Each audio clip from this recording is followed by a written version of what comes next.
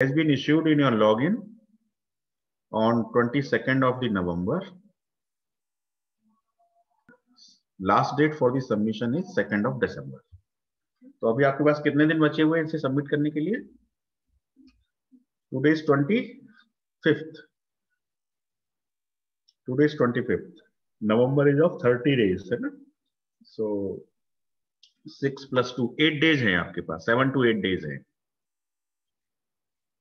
ठीक है. और नंबर ऑफ द क्वेश्चंस कितने हैं? 20 क्वेश्चंस हैं. तो आपको टाइम लगेगा इसे करने में, है ना? डेली आप कम से कम क्वेश्चंस डेली आप करेंगे 4-4, 5-5 क्वेश्चन, तब आप 4-5 दिन में कर पाएंगे, है ना? और एक ही साथ बैठेंगे तो एक साथ भी कर सकते हैं, बट वो फिर आपको थोड़ा बोरियत हो जाएगी, है ना? तो डेली करिए, प्रैक्टिस करिए, डेली 4-5 क्वेश्चंस करिए, फाइल बनाते जाइए A4 साइज पे, बाद में स्कैन करके और उसे अपलोड कर दीजिए, है ना? तो थोड़ा सा हम क्वेश्चंस पढ़ लेते हैं कि आपको एक आइडिया लग जाए. तो जैसे कि फर्स्ट क्वेश्चन है, mid square random number generator, है ना? Mid square random number generator generate 10 random numbers using seed value 2061. तो बहुत आसान है, इसमें तो कुछ करना ही नहीं है. 2061 का स्क्वायर करो. कैलकुलेटर है सभी के पास? कैलकुलेटर है? कैलकुलेटर ले लीजिए सब. कैलकुलेटर ले लीजिए. तो 2061 का स्क्वायर बताइए कितना आएगा? 4247721. हाँ, तो मैं जरा सा लिख लेता हूँ इसको. कितना आ रहा है? 4 दोबारा से 42 हाँ 47 हाँ 721. 721. ठीक है. तो ये कितने डिजिट की नंबर आ गई? 7 डिजिट की नंबर आ गई. ठीक है. तो आपको क्या करना है? लास्ट की 2 डिजिट्स हटा देनी है. ठीक है. और इनिशियल, अब आपको 1 2 3 4 डिजिट नंबर आप ले लो. लास्ट की 2 डिजिट हटा के 4 डिजिट्स काउंट कर लो, तो वही आपकी नेक्स्ट नंबर हो जाएगी 2477. This is your first random number. समझ गए? हायर ऑर्डर डिजिट पे आप मत जाओ, वहां कभी 1 हटेगी, कभी 2 हटेगी. ठीक है ना? तो लो ऑर्डर डिजिट्स 2 हटा दीजिए, उसके बाद जो 4 वैल्यूज हैं वो आपकी नेक्स्ट रैंडम नंबर हो जाएगी. यही हमने पढ़ाया था थ्योरी क्लास में. याद आ रहा है प्रत्युष? तो इसी तरह से आप करते चले जाना. फिर से स्क्वायर करना, फिर 2 वैल्यू हटा देना, फिर से स्क्वायर करना, फिर 2 वैल्यू हटा देना, एंड सो ऑन. तो इस तरह से आपको 10 रैंडम नंबर्स बतानी है.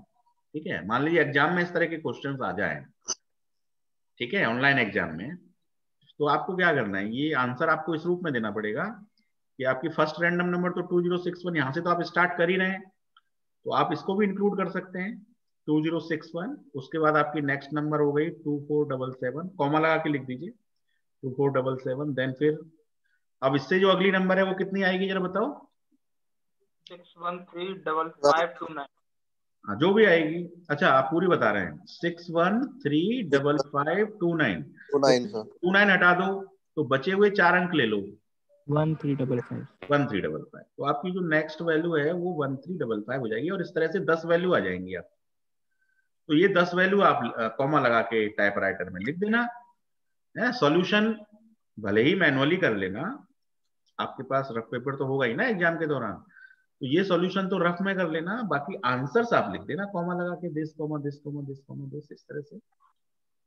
ठीक है. अभी जो असाइनमेंट सबमिट करोगे उसमें तो ये पूरी प्रोसीजर दिखाना, स्क्वायर करना, फिर इसको ऐसे क्रॉस कर देना, है ना? प्रॉपर वे में असाइनमेंट करना. जैसे 2061, है ना? इसका स्क्वायर दिखाइए पहले. यहाँ स्क्वायर करने के बाद में आपको मिला 4247721. उसके बाद इसमें आप लगा दीजिए स्क्वायर ब्रैकेट ऐसे.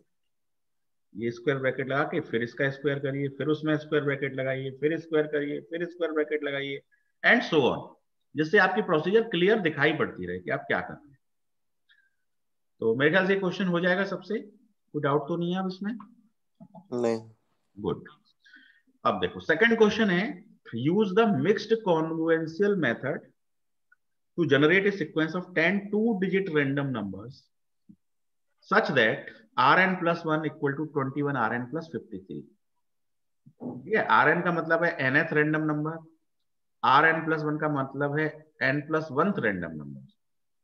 ठीक है, तो मिक्स्ड वाले केस में जो फॉर्मूला होता है वो आपने ये पढ़ा था, R I plus one equal to A R I plus B, याद आ रहा होगा आपको, आपने ये पढ़ा था।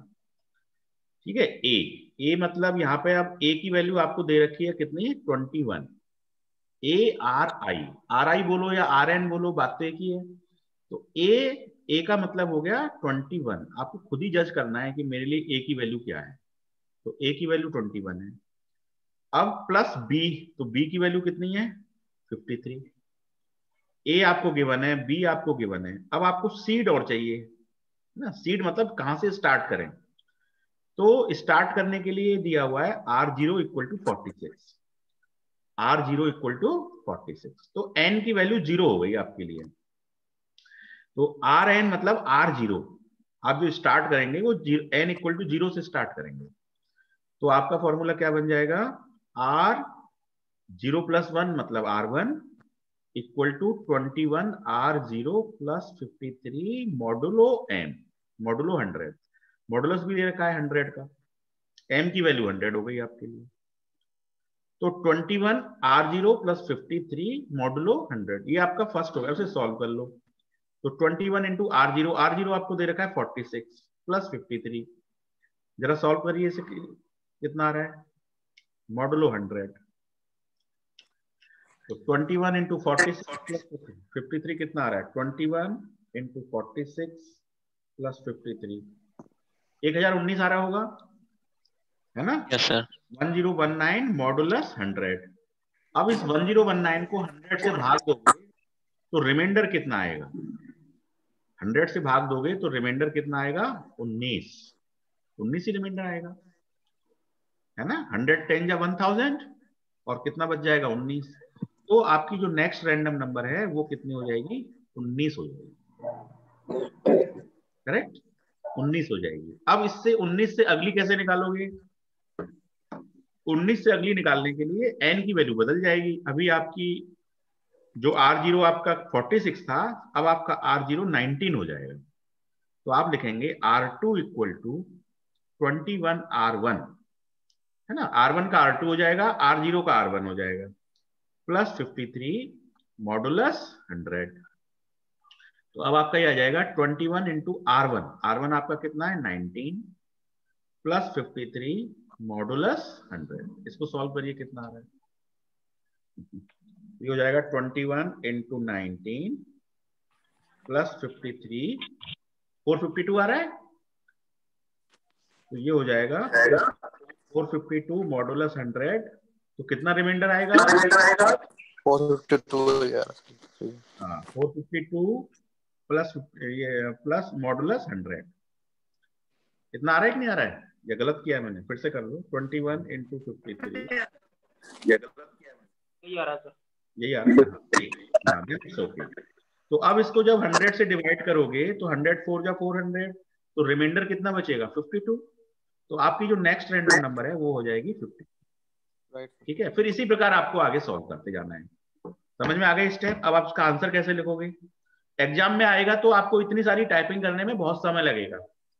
तो इट इज बेटर कि यदि आपके पास समय कम हो, then you just write the answers, कि आपकी सीड कहां से स्टार्ट हो रही है। मान लो आपकी सीड स्टार्ट हो रही है 46 से, तो इस क्वेश्चन नंबर 2 का आंसर आप कैसे देंगे, पहला 46, दूसरा आपका कितना आया था 19, तीसरा आपका कितना आया 52, और इसी तरह से चौथा, पांचवा, छठवां, सातवां, आठवां, नौवां, 10वां। इस तरह से आप 10 आंसर्स दे देंगे, ठीक है। सॉल्यूशन भले ही मैनुअली कर लीजिए, आंसर्स दे दीजिए। आई थिंक इट इज क्लियर। लेकिन अभी असाइनमेंट में जब करेंगे वहां तो ये पूरा प्रोसेस दिखाना है, R2 R3 R4 R5 R6 R7। तो क्वेश्चन 2 में कोई डाउट तो नहीं है, प्लीज इन्फॉर्म। No sir. चलिए अब क्वेश्चन 3 की तरफ बढ़ते हैं। तो मैं जरा सा इसे कर लेता हूँ। Question 3, generate a sequence of 10 random numbers employing the arithmetic congruential generator। अब अर्थमेटिक कॉन्ग्रुएंशियल का फॉर्मूला क्या है, बताओ, कौन बताएगा। जैसे कि मिड स्क्वायर में तो स्क्वायर करो, बीच की वैल्यू ले लो। कॉन्ग्रुएंशियल में होता है A R I plus B, ठीक है। अब ये कॉन्ग्रुएंशियल भी 3 तरह के होते हैं, एक मल्टीप्लिकेटिव होता है ना, एक मिक्स्ड होता है, ये मिक्स्ड वाला है, ये कौन सा है, ये मिक्स्ड है। एक मल्टीप्लिकेटिव होता है, उसमें केवल ए आर आई आता है। एक एडिटिव होता है, उसमें आर आई प्लस बी आता है, उसमें ए की वैल्यू 1 हो जाती है, आर आई प्लस बी। तो 3 तरह के जनरेटर तो कॉन्ग्रुएंशियल में ही होते हैं। अब ये मिक्स्ड वाले से हमने किया है क्वेश्चन, किसी से भी आ सकता है, मल्टीप्लिकेटिव से या फिर एडिटिव से। ये कौन सा है, मल्टीप्लिकेटिव टाइप का है, और ये कौन सा है, एडिटिव का है। ठीक है, अब आते हैं थर्ड में। Now the arithmetic congruential generator. Arithmetic का फॉर्मूला क्या है बताइए? Sir Ri plus 1 is equal to Ri minus 1 plus Ri. Very good, very good. तो अब आपको इस केस में 2 सीड चाहिए, ये पहला सीड और ये दूसरा सीड।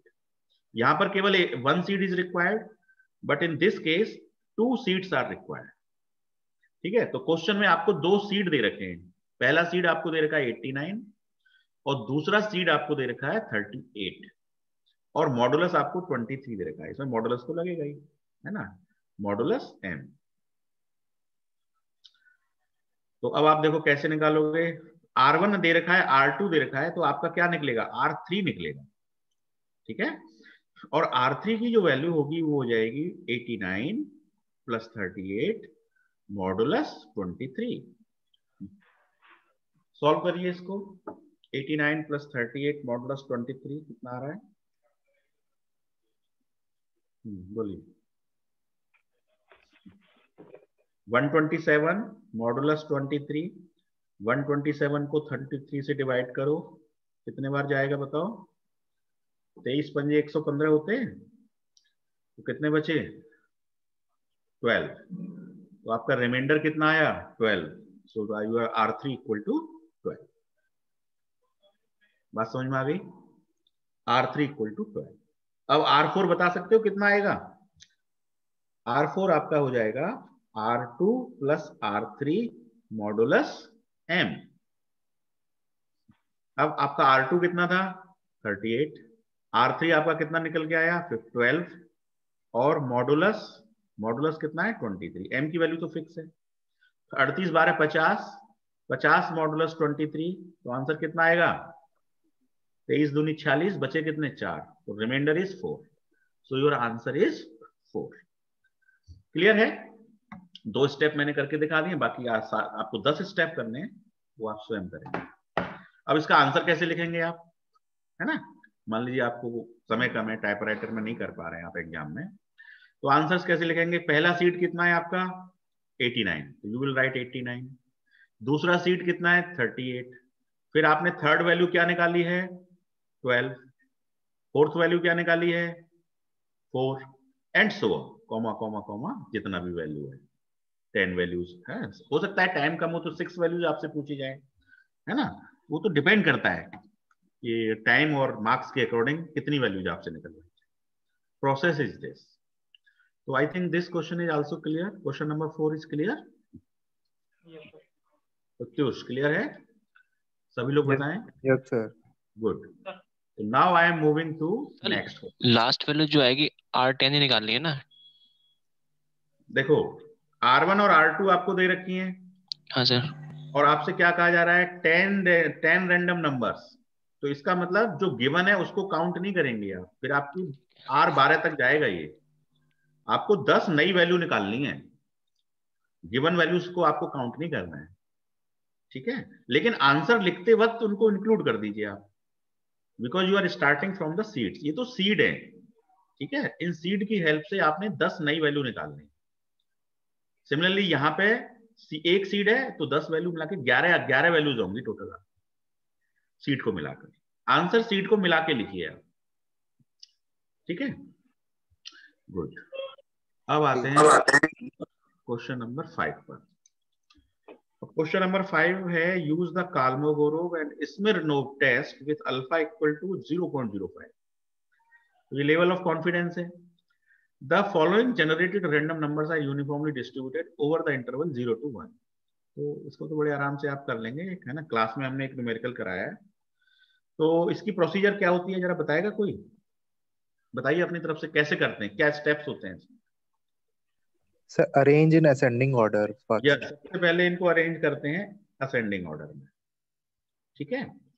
उसके बाद ये पहली लाइन आ जाती है अरेंज करने वाली, और एक आई इक्वल टू और लाइन होती है ना, आई इक्वल टू 1 2 जितनी भी वैल्यूज होंगी 1 2 3 4, फिर एक वैल्यू निकलती है आर आई माइनस 1/n, है ना, फिर एक और वैल्यू निकलती है। तो थर्ड लाइन में हम निकालते हैं डी माइनस, है ना, और फोर्थ लाइन में हम निकालते हैं डी प्लस। फिर इन दोनों में जो मैक्सिमम होता है वो हमारा फाइनल डिविएशन होता है, फाइनल डिविएशन।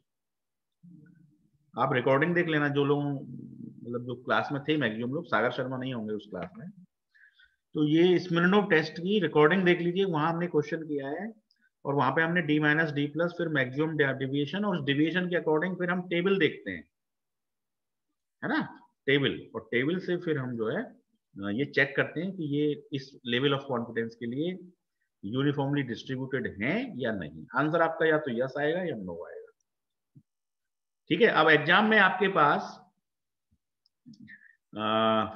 पास बुक तो होगी नहीं, है ना, और टेबल्स आपकी कहां दे रखी हैं, बुक के पीछे, ठीक है। तो या तो आपको हम एग्जाम में, ऑफलाइन एग्जाम होती है तब तो हम टेबल्स प्रोवाइड कराते हैं, ठीक है, ऑफलाइन एग्जाम्स में। यदि ये ऑनलाइन एग्जाम है तो टेबल्स जो हैं आप के पास होंगे नहीं। यदि मान लो पूछा जाए और टेबल्स हैं तो आप, टेबल्स का क्वेश्चन हम जनरली नहीं देंगे एग्जाम में, क्योंकि बुक्स अलाउड नहीं है, है ना। आप ऑनलाइन एग्जाम में भी बुक्स का यूज नहीं करेंगे, इन्विजिलेटर को यहाँ पता लग जाता है कि आप क्या वेरीफाई कर रहे हैं, है ना, प्रोसीजर कुछ इस तरह का है। तो उस केस में हो सकता है कि आपसे क्वेश्चन में इतना पूछ लिया जाए कि what is the final deviation, और यही क्वेश्चन एंड हो जाए,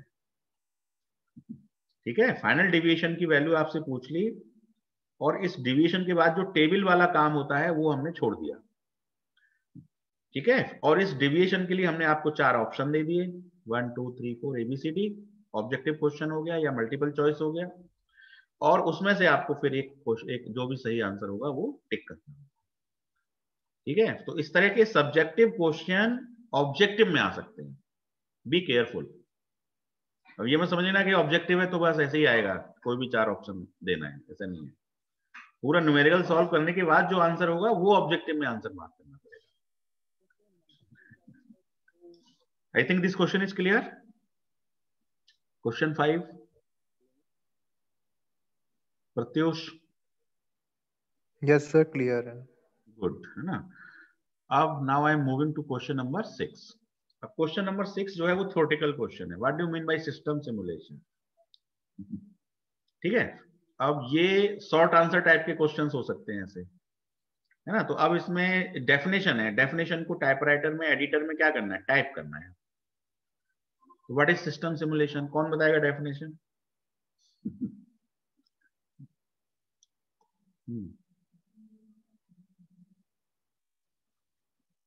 सिस्टम सिमुलेशन इज ए, जो भी आपकी डेफिनेशन है, it is a decision making technique, है ना, या जो भी आप लिखना चाहते हैं 1 2 लाइन में डिफाइन करना चाहते हैं किसी भी ऑथर के हिसाब से, है ना।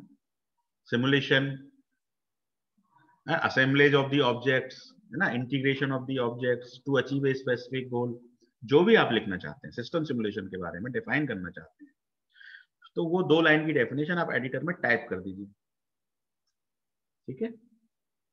इस तरह से आप आंसर दे सकते हैं ऑनलाइन एग्जाम में। तो ये असाइनमेंट आपको बहुत, मतलब इससे एक तरह से आपकी सब्जेक्ट की तैयारी भी हो जाएगी, असाइनमेंट भी सबमिट हो जाएगा, और यू विल फील कि हाँ हमने सिमुलेशन, और फिर इस इन लॉजिक्स को आप फिर रिसर्च में लगा पाएंगे, है ना। जब आप रिसर्च में वर्क करेंगे तो यहाँ पे फिर ये छोटी छोटी चीजों के लिए फिर आप उस समय कहेंगे अरे हमें ये नहीं पता वो नहीं पता, इन सब चीजों को बिल्कुल माइंड में क्लियर करेंगे, then you will be able to do better research. तो क्वेश्चन 6 क्लियर है, कोई प्रॉब्लम ही नहीं है, थ्योरेटिकल है। Write the name of the forces acting on the projectile during simulation of the exterior ballistics. बताओ, ये तो कल ही क्लास हुई है। हाँ जी, लवकेश हैं क्लास में? लवकेश बताएंगे। 3 फोर्स, हाँ, कौन कौन से 3 फोर्स होते हैं प्रोजेक्टाइल पे? ये तो कल की क्लास हुई है एक्सटीरियर ब्लास्टिक्स की। Yes sir. Number first force, second force, third force, बताओ पहला फोर्स क्या होता है? सर ग्रेविटी की वजह से, फोर्स ऑफ ग्रेविटी जो होता है। Yes yes, very good, force of gravity is the first force. Second? Second tangential force. Tangential drag, word के इंपॉर्टेंट समझिए, है ना, टेंजेंशियल फोर्स मत बोलिए, टेंजेंशियल ड्रैग बोलिए उसको। And third one? Sir retarding. हाँ, रिटार्डिंग फोर्स ड्यू टू, पूरा बोलिए। हाँ, retarding, retarding force due to viscous resistance. Due to viscous drag, है ना, due to viscous drag, air viscous, है ना, एयर की विस्कोसिटी की वजह से जो रिटार्डिंग फोर्स है, दैट इज थर्ड वन। तो देखो इस क्वेश्चन में कितना है, शॉर्ट आंसर में इस तरह के क्वेश्चन बन सकते हैं। Right the name of the forces acting on A projectile during simulation of the exterior ballistics. तो 3 फोर्सों के नाम टाइपराइटर में टाइप करने हैं आपको, ठीक है, असाइनमेंट में करने। क्वेश्चन क्लियर है आपको? ये question 7 is clear? Yes sir.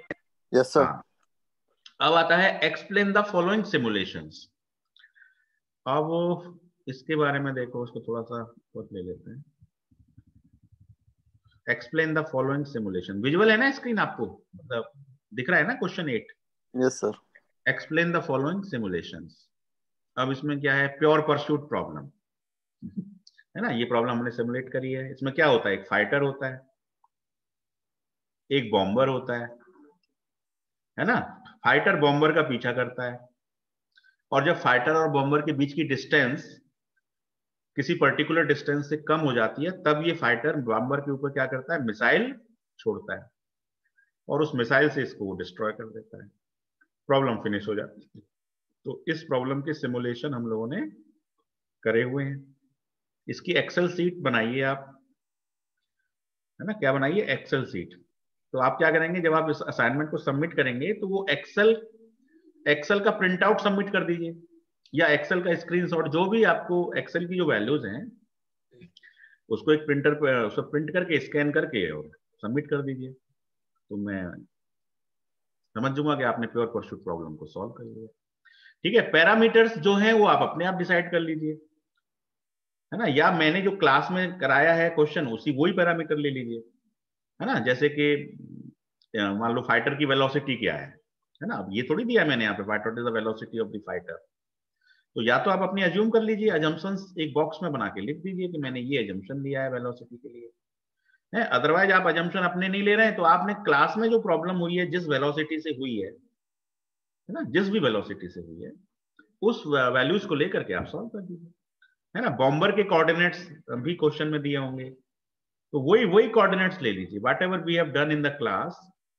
तो उसकी आप एक एक्सेल सीट बनाइए, और एक्सेल सीट में कम से कम आप जो है कितनी थी, मेरे ख्याल से 10-12 लाइन आई थी, उसमें डिस्टेंस कम हो गई थी फिर 10 किलोमीटर से, और जैसे ही डिस्टेंस 10 किलोमीटर से रिड्यूस हुई थी तो मिसाइल जो है फाइटर के द्वारा बॉम्बर पे छोड़ दी गई थी, तो फिर वो डिस्ट्रॉय हो गया था, प्रॉब्लम हमारी परस्यूइंग प्रॉब्लम एंड हो गई थी वहां पर।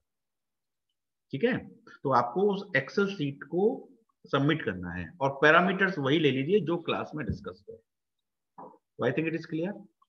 दूसरा है simulation on the chemical reaction, same parameter, same excel sheet. ठीक है, अब एक्सेल सीट में मान लो आपकी रो जो है बहुत ज्यादा आ रही हो, ठीक है, जैसे मान लो प्रॉब्लम आपको 15 मिनट के लिए सिमुलेट करने को बोला गया, ठीक है, तो 15 मिनट में पता लगा आपकी जो रो है वो काफी ज्यादा आ गई, 6000 रो आ गई मान लो। तो आप उसमें मुझे मेन रो दिखा दीजिए, बाकी रोज को आप हाइड कर दीजिए, एक्सेल में तो हाइड हो जाती है ना रो, तो उनको हाइड कर दीजिए, और बाकी जो मेन वैल्यूज हैं, जैसे 6000 स्टेप में आपने पहला स्टेप दिखा दिया, पहले के बाद में आपने 10वां दिखा दिया, 10वें के बाद 50वां दिखा दिया, 200वां दिखा दिया, 1000वां दिखा दिया, मेन स्टेप्स। 1 मिनट पे ये पोजीशन, 2 मिनट पे ये पोजीशन, 5 मिनट पे ये पोजीशन, स्टडी स्टेट पोजीशन को हाईलाइट कर दीजिए, बोल्ड कर दीजिए, and this is the steady state position, है ना। बस उतना करके आप सबमिट कर दीजिए न्यूमेरिकल केमिकल रिएक्शन का simulation.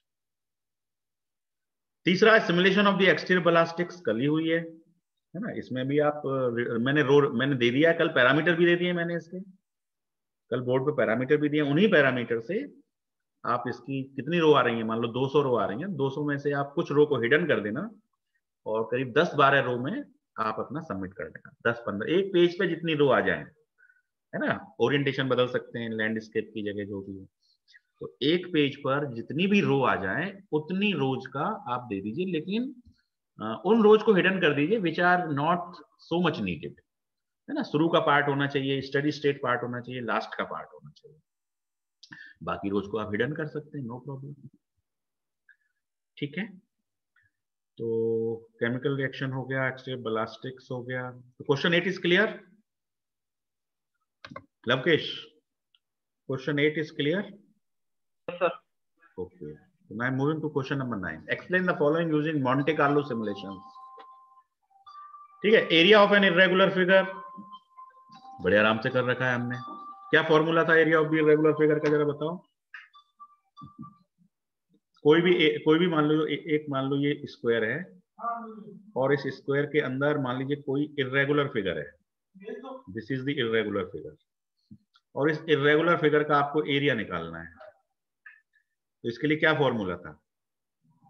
Area of the irregular figure, मान लो कि इस एरिया को हम नाम देते हैं, सपोज इसका नाम दे देते हैं ए, दिस इज द एरिया। तो area of the irregular figure divided by area of the square, ठीक है, स्क्वायर के एरिया को मैं नाम दे रहा हूं एस। दो एरिया हैं, दोनों एरिया का जो रेशियो है वो किसके बराबर होता है? नंबर ऑफ द डॉट, हाँ, m by n, number of the dots in the irregular figure and number of the dots in the square, ठीक है, यस। तो a equal to sm by n, बस ये एक सिंपल सा logic था जो आप यूज कर सकते हैं area of the irregular figure में। तो इसको एक्सप्लेन करना है आप, ठीक है, एक्सप्लेन करिए। न्यूमेरिकल इंटीग्रेशन में इंटीग्रेशन निकालना है कोई पर्टिकुलर, हमने एग्जांपल किया था 225 x cube dx, है ना, तो इसको एक्सप्लेन करना है। वैल्यू ऑफ पाई, इसको एक्सप्लेन करना है। Random walk problem, random walk problem में वो ड्रिंकर मैन जो मूव कर रहा था ओरिजिन से, है ना, कभी आगे जाता था, कभी लेफ्ट हो जाता था, कभी ऊपर चला जाता था, कभी right right right left right left. तो इंडस्ट्रियल, हाँ, ये जो हमने प्रॉब्लम की तो इसको भी आप जो है कर सकते हैं एक्सप्लेन, कोई इसमें दिक्कत नहीं है ना। Assignment is interesting and it will help you a lot. कर लीजिए इसको और मुझे सबमिट करिए, भेजिए मेरे पास, पोर्टल पे सबमिट करिए इसको, ठीक है, विद इन टाइम फ्रेम। मेरा डिस्कस करने का पर्पस भी यही है कि आपको ये ना लगे कि असाइनमेंट पता नहीं क्या है, हम कैसे कर पाएंगे। इट इज इजी, बस आपको अपनी लगन से करना है इसे। Explain the following models using neat and clean diagram. अच्छा, ये अभी हमारा सिलेबस हुआ नहीं है, ठीक है, तो ये सिलेबस हम जो अभी नेक्स्ट क्लास में करने वाले हैं, ठीक है। इस क्लास के जस्ट बाद जो क्लास हो रही है उसमें हम इन मॉडल्स पे बात करेंगे, ठीक है, चारों मॉडल पे बात करेंगे, तो उसके बाद आप इसे कर पाएंगे। What are the advantages of this simulation, ठीक है। First chapter DS Hira, first chapter DS Hira, advantage of simulation दिए हुए हैं, ठीक है। You note down all the advantages of the simulation and write down on a paper. Explain them in brief by 1 or 2 lines and submit it. ठीक है, theoretical question है, first chapter को पढ़ लीजिएगा, उसमें मिल जाएगा, है ना। वैसे भी आप कह सकते हैं कि ये तो बहुत डिसीजन मेकिंग प्रोसेस है ना, ये बहुत सारे एरियाज में यूज होती है, मिलिट्री में यूज होती है। अब ये परसूट प्रॉब्लम क्या है, फाइटर बॉम्बर, ये तो एक तरह से एयरफोर्स की प्रॉब्लम है ना, तो हमारी फोर्सेस में यूज होती है ना। केमिकल रिएक्शन, ये आपकी भाभा एटॉमिक रिसर्च सेंटर, जहां भी आपके केमिकल रिएक्टर्स हैं वहां पर यूज हो रही है ना। एक्सटर्नल बलास्टिक भी फोर्सेस में यूज होती है, आप कोई प्रोजेक्टाइल छोड़ रहे हैं, है ना, कितनी वेलोसिटी, ये भी सब। तो advantages of simulations are lot, है ना। कॉस्ट सेविंग होती है, ऑप्टिमाइजेशन होता है, तो बहुत सारे एडवांटेजेस हैं that are listed in first chapter, you study them and make a note of it, ठीक है। What do you mean by analog simulation, ये भी हम लोग करेंगे नेक्स्ट क्लास में या उसकी नेक्स्ट क्लास में, है ना। तो क्वेश्चन नंबर 10 और क्वेश्चन नंबर 12 ये भी 1-2 क्लास के बाद आप कर पाएंगे। Explain different types of the models used in system simulation. है ना, डिफरेंट टाइप्स ऑफ मॉडल्स। तो कितनी तरह के मॉडल्स यूज होते हैं सिस्टम सिमुलेशन में? ठीक है, डीएस हीरा फर्स्ट चैप्टर, है ना। टाइप्स ऑफ मॉडल्स का एक डायग्राम बनाया था मैंने क्लास में, है ना। मैंने मॉडल्स को डिवाइड किया था कि मॉडल्स सबसे पहले वो डिवाइड होते हैं फिजिकल मॉडल और मैथमेटिकल मॉडल। याद आ रहा है? Physical model then mathematical model. Yes, फिर sir. फिजिकल मॉडल को डिवाइड किया था स्टैटिक मॉडल, डायनेमिक मॉडल। फिर मैथमेटिकल को डिवाइड किया था स्टैटिक मॉडल, डायनेमिक मॉडल। ठीक है, फिर डायनेमिक को भी डिवाइड कर दिया था analytical model, numerical model and बहुत सारे मॉडल्स बताए थे। तो ये फर्स्ट चैप्टर में दिया हुआ है, मैंने क्लास में भी कराया हुआ है। तो इसको बड़े आराम से आप, थ्योरेटिकल क्वेश्चन है, मॉडल्स की डिस्क्रिप्शन बतानी है, कौन कौन से मॉडल होते हैं, है ना। फिजिकल, डायनेमिक, स्टैटिक, न्यूमेरिकल, है ना। What are the steps in simulation study, इस सिमुलेशन के स्टेप्स क्या होते हैं, है ना। तो ये भी आपको डीएस हीरा फर्स्ट चैप्टर में स्टेप्स दिए हुए हैं, है ना। स्टेप्स में क्या होता है, सबसे पहले आपको मॉडल बनाना पड़ता है, तो मॉडल कंस्ट्रक्शन होता है। मॉडल कंस्ट्रक्शन के बाद आप डाटा कलेक्शन करके डाटा इसमें सप्लाई करते हैं, है ना। तो डाटा कलेक्शन भी एक स्टेप होता है ना। डॉक्यूमेंटेशन भी एक स्टेप होता है ना। उसके बाद आप जब डाटा सप्लाई करके इसको सिमुलेट करते हैं तो फिर वो सिमुलेशन आता है। तो सिमुलेशन की स्टडी में ये कई सारे पॉइंट होते हैं, है ना। अगेन गिवन इन डीएससी का फर्स्ट चैप्टर, तो प्लीज डू इट, आराम से कर लेंगे। क्वेश्चन नंबर 15 देखिए, list the entities, attributes, activities, state variables in the working of your college workshop. तो ये तो बड़ा आसान क्वेश्चन है। Yes, आपको sir. याद हो कि जब हम क्वेश्चंस कर रहे थे तो हमने हॉस्पिटल पर वर्किंग की थी, होटल्स पे वर्किंग की थी, सुपरमार्केट्स पे वर्किंग की थी हमने, और अच्छा. कहाँ की थी, ट्रैफिक सिस्टम पे की थी, और हाँ, कौन कौन से सिस्टम पे की थी हमने, hospitals, hotels, supermarkets, traffics, bank, post offices. तो उसी तरह से एक सिस्टम है, Restaurant. हाँ, रेस्टोरेंट्स। सो कॉलेज वर्कशॉप पे के बारे में आपको बताना है। जब आप कॉलेज की वर्कशॉप में वर्क कर रहे हैं, किसी मशीन पे, लेथ पे, वेल्डिंग पे, है ना, मिलिंग मशीन पर या सीएनसी मशीन पर, या वहां पे बहुत सारे जॉब्स आ रहे हैं, तो वहां पे एंटिटीज क्या हैं आपको आइडेंटिफाई करना है। एट्रीब्यूट्स मैंने कि प्रॉपर्टीज क्या हैं, एक्टिविटीज क्या क्या वहां होती हैं, कौन कौन से स्टेट वेरिएबल्स वहां इंपॉर्टेंट है। ठीक है, तो ये आपको लिस्ट आउट करना है अपने विवेक से। Yes, sir. ठीक है, अब क्वेश्चन नंबर 16 देखिए, what do you mean bye pseudo random numbers, है ना। सूडो रैंडम नंबर, सूडो का मतलब होता है फाल्स, है ना। मैं जरा साइन क्लियर कर लेता हूँ। How much time we have now, 11:45, just 5 minute में क्लास एंड करेंगे, है ना, क्योंकि दूसरी क्लास में फिर ज्वाइन होना है। तो हम कौन से क्वेश्चन पर हैं, 16 नंबर क्वेश्चन पर हैं। तो मैं थोड़ा सा आइडिया दे रहा हूँ। तो सूडो का मतलब फाल्स रैंडम नंबर्स हैं। तो फाल्स रैंडम नंबर्स वो रैंडम नंबर होती हैं जिनको किसी मैथमेटिकल फॉर्मूले से जनरेट किया जाता है ना। जैसे कि अभी हमने मिड स्क्वायर रैंडम नंबर किया था क्वेश्चन नंबर 1 में, फिर कॉन्ग्रुएंशियल रैंडम नंबर जनरेटर जिसमें 3 टाइप्स थे। तो ये सब क्या है, सूडो रैंडम नंबर जनरेटर ही है।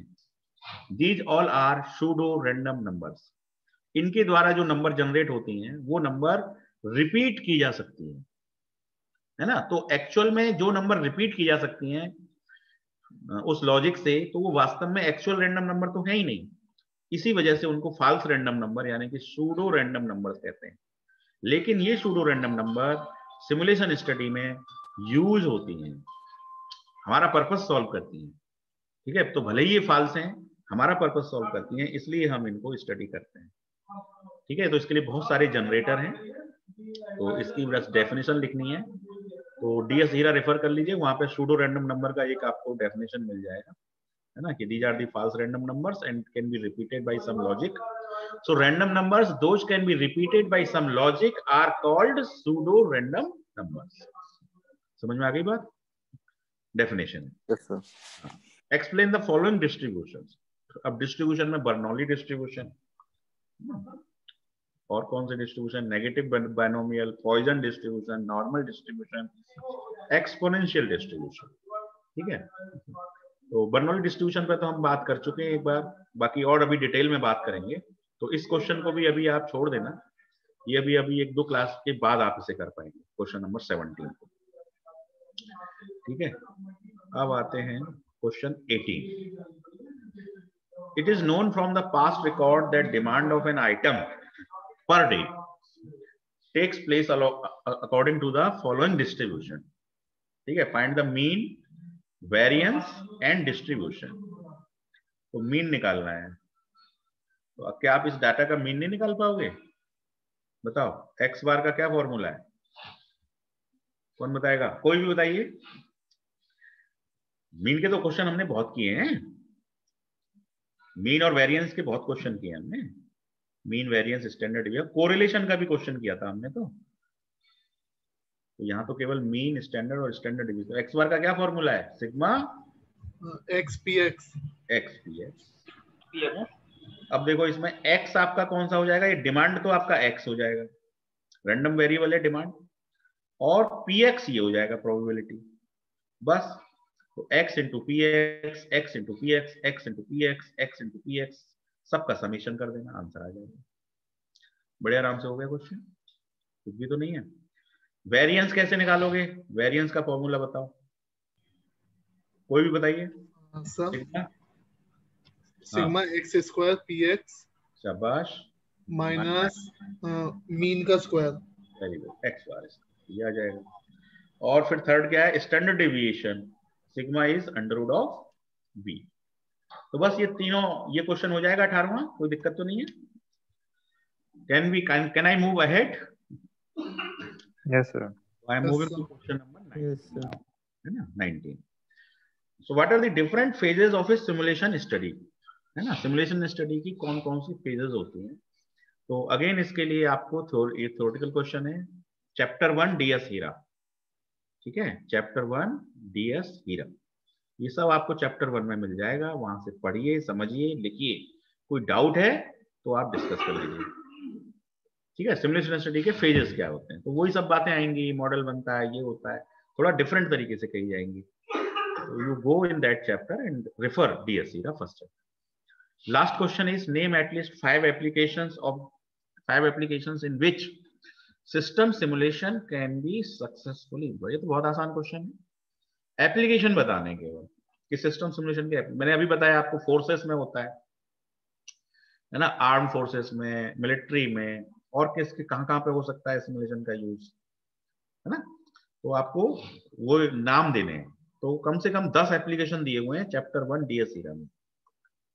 चैप्टर 1 डीएस हीरा, जैसे मैन्युफैक्चरिंग में यूज हो सकता है, ठीक है, रेलवे रिजर्वेशंस में, कोई भी वेदर फोरकास्ट में यूज हो सकता है ना। हम वेदर की फोरकास्टिंग करना चाहते हैं तो फोरकास्टिंग में यूज हो सकता है, डिमांड फोरकास्टिंग में हो सकता है, सप्लाई चेन को ऑप्टिमाइज करने में यूज हो सकता है। तो सिमुलेशन के यूजेस बताने हैं, तो कम से कम 10-12 यूजेस दिए हुए हैं। DS Hira first chapter again, वहां से देखिए, मेमोराइज करिए, लिखिए, है ना, और थोड़ा सा प्रिपेयर होइए। So I think we have discussed all the questions, है ना। तो केवल 3 क्वेश्चन ऐसे हैं, 12 कौन कौन से क्वेश्चन थे? 3 जो अभी आपने पढ़े नहीं है, वो 3 10, 12, 17। एक तो था 12 और एक था 10, 12 एंड 17, है ना।